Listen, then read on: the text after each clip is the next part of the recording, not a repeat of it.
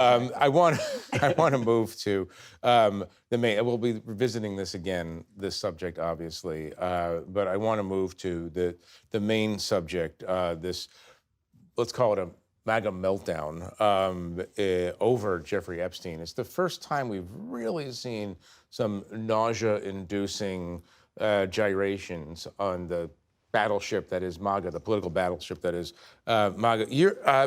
Meredith, your newspaper reported just in the last 24 hours that Donald Trump contributed to a, quote, bawdy, that's the Wall Street Journal and Shakespearean word, for what apparently was contained in this birthday book, contributed a passage in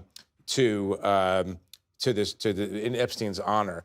Here's part of what Trump wrote. It's a kind of a dialogue between the two men. I will not be performing this. I will simply be reading this. This is according to the Wall Street Journal. Donald, we have certain things in common, Jeffrey. Jeffrey, yes, we do, come to think of it. Donald, enigmas never age. Have you noticed that?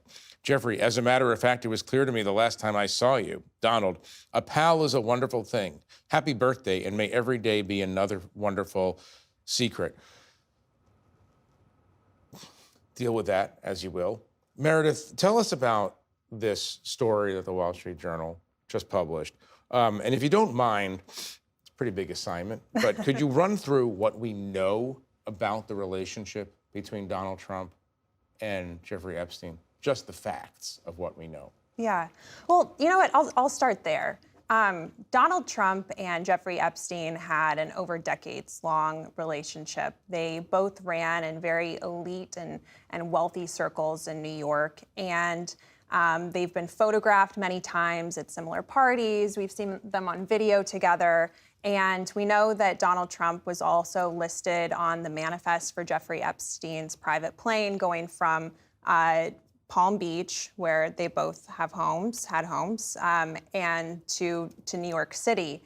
And we know that at least one of Jeffrey Epstein's victims was actually employed at Mar-a-Lago, Donald Trump's private club, when she was recruited into Epstein's circles. But there was also at some point a falling out around 2004. This was a couple years before Epstein was first arrested. And this reporting that my colleagues have is about this birthday letter presentation that was part of a bunch of different documents that were in a leather-bound book that they reviewed the documents, and it was in celebration of Epstein's 50th birthday party. It hasn't been reported before, and we know that the president did not want this letter to get out there. But now that it is, the president is suing now Dow Jones and News Corp, which I work for at the Wall Street Journal. And at the same time, it is just fueling, it's adding more fuel to the fire, I think, for this story in general, when Trump really wanted it to go away. Right. No, I mean, Trump has definitively wanted to go away. Just watch with me for a second. Trump talking about this episode, the broader episode just the other day. Why do you think your supporters in particular have been so interested in the Epstein story and so upset about how it's been handled? Why do you think that is? He's dead for a long time. He was never a big factor in terms of life. I don't understand what the interest or what the fascination is.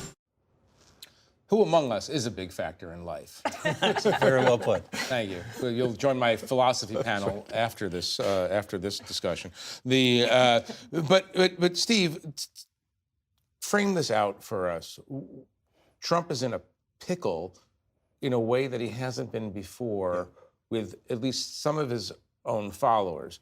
Those same followers, I would note, have today gone after the Wall Street Journal for this reporting and have found their comfortable spot, right, if you will, going after the media. But give us your framing of this. You've been following MAGA since its inception. Yeah, I mean, I think if you go back, you mentioned earlier some of the conspiracies that Donald Trump has gotten his base to go along with or to get enthusiastic about. You can go back to Rafael Cruz. You can go back to the 2020 election, the revisionist history on January 6th as aggressive prosecutors and the FBI and Antifa. And he's been successful in convincing his hardcore base to believe him, despite the fact that, on January 6th, we saw tens of thousands of hours of video of what happened. The reason I think this is different, the reason I think this is problematic for him in a way those others weren't, is in virtually all of the other conspiracies he has either spun or embraced or amplified, they had a bad guy, and the bad guy was them with a capital T. And this was Donald Trump, the populist, the demagogue's way of saying to his followers, they're the bad people, I'm on your side, and look at all of these things that they have done to you. What makes this difficult, I think, for Trump is, in this case, he and his supporters, his advisors, have been hyping this for years. They are the ones who are blocking this information about Jeffrey Epstein. They are the ones who enabled him. And then the Trump administration comes into office, and these very same people suddenly say, the deep state was right. There really wasn't much here. This is, all of these things that we've said about this particular thing turn out to have been wrong.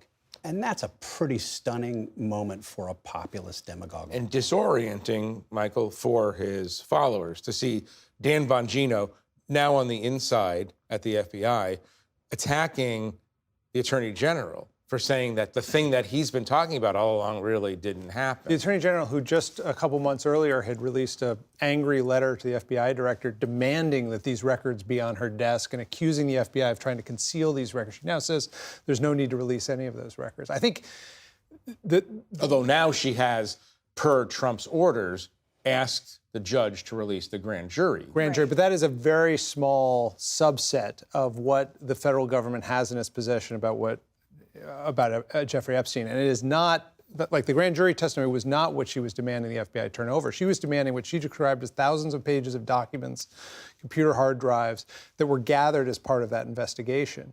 And it's evident, the Wall Street Journal's reported that this birthday letter was part of what was the investigation found. So, Senator Durbin from Illinois came out today and said that he's been informed that FBI officials who were reviewing these documents were told to flag any mention of Trump up the chain of command as they went over it. So presumably it's quite possible Trump's name shows up in other records of Jeffrey Epstein. So this may not be the end. And so that hard turn, is jarring. I think it should be said that, we know a lot about the crimes of Jeffrey Epstein. I mean, there's more than 200 people who've gotten settlements, victims who've gotten settlements. We have testimony from them and others about accomplices. His former girlfriend, Ghislaine Maxwell, is in prison because of the crime she committed with relation to him. There's a lot we don't know, but the scope of what he did was enormously serious. And so I don't think it's wrong to be curious about, what else was going on with Jeffrey Epstein. What is odd is that as soon as that curiosity bumped up against Trump, it seems like the administration turned on a dime. And that, I think, is what's problematic. They're going to try and say, well, we're going to get the grand jury testimony. That could take months if the judge allows it. But I'm not sure that's going to put this story to bed. Right. Leanne, I want to talk about truth and lies and the unwillingness of some of Trump's most fervent supporters to deal with, using January 6th as one example, deal with images right before their eyes. It's just a very interesting, it's ultimately a small point, but it's a very interesting point in the Wall Street Journal piece. Trump is believed to, according to the Wall Street Journal, drawn a bawdy picture in this book. Trump has come out and said, I don't draw pictures. Almost immediately, the internet is flooded with images of Trump's pictures, usually of skyscrapers in his buildings. But he literally said, I don't draw doodles or I don't draw pictures. And then here they are. I mean, the question is, at what point does it break open? At what point do people among his followers say, at least on that question, maybe he's not on the level? So I think that for most of his followers, it doesn't. The MAGA part of the party that is furious about this are not necessarily partisans. They are the people who are anti-establishment, who feel like they have been wronged and do not trust the system, anti-institutionalists. And the reason they found a savior in Donald Trump is because he promised to be different, to break everything, and to be the truth teller. And that is why they are behind Donald Trump. And that's what the anger about it from this small segment of that is coming from, that Trump promised so much, and he is doing the exact same thing that previous government agencies and previous administrations have done. I shouldn't say administrations, but government entities have done. And so, but I think that is a very small segment of the Trump coalition. Most of the Trump coalition is going to come to his defense. It's incredible. It's really been a test case watching all of this play out. Donald Trump says, we will release the credible information. Now, all of a sudden, this was a few days ago, all of a sudden, the talking point was he's going to release all the credible information. They include the word credible, which, of course, who determines what is credible? And so using that as justification that he is still this truth teller who's going to uncover. We saw that again last night with the grand jury stuff and the attacking of the Wall Street Journal. So it's like an instant reaction that I don't know if someone pushes some switch and a bat signal is sent out. But it's a really fascinating case study. I mean, even in House Republicans' new resolution to call on the Justice Department to unleash this information, which they did because they're getting so much pressure from constituents to do so. They have the same exact language as Trump used, release credible information. Right. And so they find ways to justify. Right.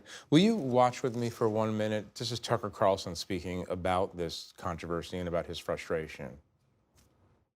The fact that the U.S. government, the one that I voted for, refused to take my question seriously and instead said, case closed, shut up, conspiracy theorist, was too much for me. And I don't think the rest of us should be satisfied with that. Steve, it's a very durable movement, MAGA in many ways, but with a pronounced weakness for conspiracy theories.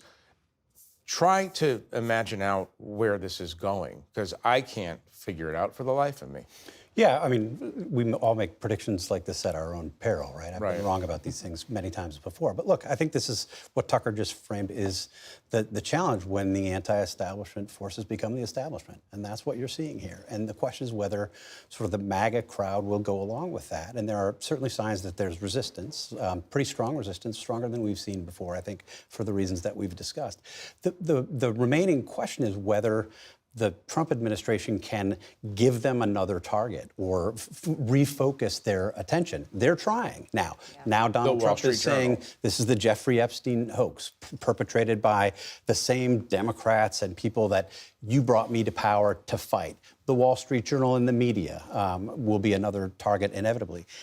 You know, there's reason to believe that he will be successful in doing this because his people want to be with him. Right. Meredith, I have to ask you this, because this is one of the aspects of this that's surprising to me, is that we are not talking about possible revelations that Mike Pence was secretly directing pornography films. Right. This is Donald Trump of the Access Hollywood tapes, of the lifestyle that he's bragged about for decades. Why is this so surprising at all? Is it that the anti-elitist was actually hanging around in elitist circles? I mean, I don't know if it's that surprising. I think we've known about Donald Trump's relationship with Jeffrey Epstein for years. We've obviously heard about his Access Hollywood tapes that, consumed the end of the 2016 election. And yet we're at this moment where when the story came out, it really seemed like it was a galvanizing force among his supporters. And instead of focusing on the content of the reporting or whatever was revealed, they called it a hoax, like you said, and they were very quick to dismiss it. Is there anxiety? You're in the White House every day, every week. Is there anxiety in the White House about this reporting? I think at the beginning of the week, officials were trying to work through this in real time, and I think Well, they were actually lobbying your bosses directly. Well, and they were, hoping that they could put all of this behind them. But I do think that we're seeing people like Laura Loomer, who is a right-wing, Trump supporter activist, people who were calling for these Epstein files to come out and who were really pushing for the Trump administration to bring forth more evidence are suddenly saying, whoa, let's hold up. I think it's important to put this in a broader political frame. Trump was powerful in the last election because he got people who don't pay attention to politics to vote for him. These are not political people. They don't care. They think Washington's all rotten. They don't care much about it on a day-to-day basis. There was an AP poll this week that asked the question, is your life better, your personal life better under President Trump? And the numbers were remarkably low. Even among Republicans, it was closer to 50%. Nationwide, it was under 30%. He's just passed the big, beautiful bill, which is dramatically unpopular. He's headed into a budget season, which is going to be a whole bunch of fights about cutting things like CBP and NIH and stuff like that, which is also not super popular for him. And then he has, within that environment, this MAGA wound that he has to deal with. Right. Leanne, let me go to you I want you to make your point, but I also have one other question for you, and I'm cutting into your seconds each moment. It's just Congress is interesting. You cover Congress. Yeah. Congress is interesting here because they ultimately seem to line up. The Republicans line up no matter what. Yeah, but when Speaker Mike Johnson came out the other day and said that there needs to be more transparency, if anyone bet that was going to be the thing that Speaker Johnson broke with Trump on, I hope you won big. But it's a testament of how much pressure some of these members of Congress were already getting on this issue. And while it's probably not going to have any impact in the midterm elections, I was speaking to a person close to the Trump administration who said that this could hurt Trump's brand, and the brand could have a trickle-down effect on how people view the Republican Party. Well, we're going to have to leave it there. I want to thank our guests for joining me. Steve, you can keep the mug. And thank you at home for watching us.